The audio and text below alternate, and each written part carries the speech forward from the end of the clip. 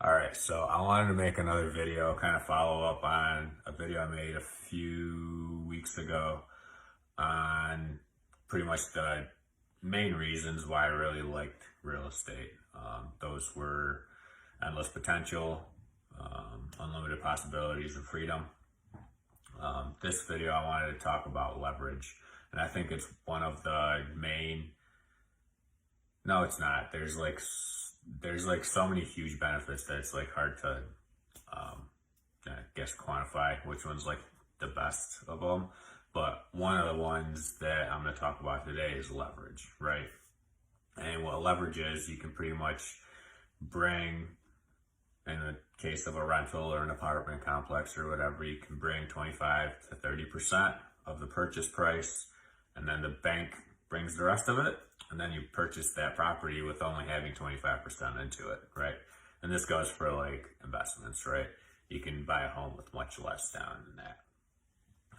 But the reason why it's so cool is the way I like to think about it is, let's say you buy a house for 100K, right?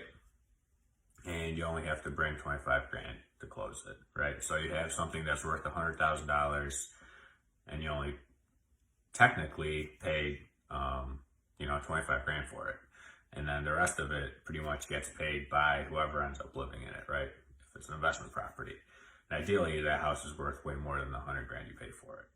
But kind of a parallel to that is, imagine like a stock, right? If you want to buy a stock, you got to buy the whole thing, right? You can't just like, yeah, I want this like $100 stock, so I'm only going to pay 25 grand or 25 grand, 25% worth of it, right? So the reason why that's so powerful is, in a house example, let's say that the house is literally worth 100 grand, you pay 25 for it, right? The house's value only has to go up by 25%, right? And you doubled your money essentially, right? So let's say that the house ends up being worth 125 over a few years after you collect your rent, and there's like debt pay down and like all this other stuff, and you sell it, you would pretty much, just for the sake of this example, for simple math, you would get 50 grand back. So you doubled your money after X amount of years, right?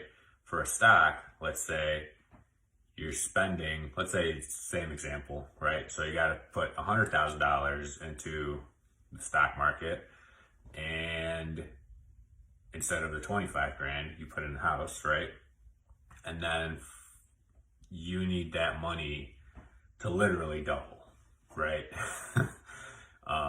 Where in the house example, you only needed a certain amount of the house, or you only needed 25% of the value to go up for you to double your money. The stock, you would need it to go up 100% to double your money, if that makes sense. Maybe, I think it makes sense the way I say it, but that is one of the huge reasons why I really like real estate, is being able to leverage it.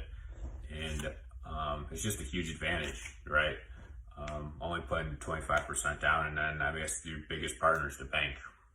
And a lot of times, if you're really good at structuring deals, you don't even have to bring the 25% down, right? You can leverage other people's money and kind of, take advantage of it that way too.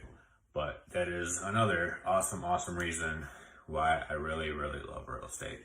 Let me know if you have any questions.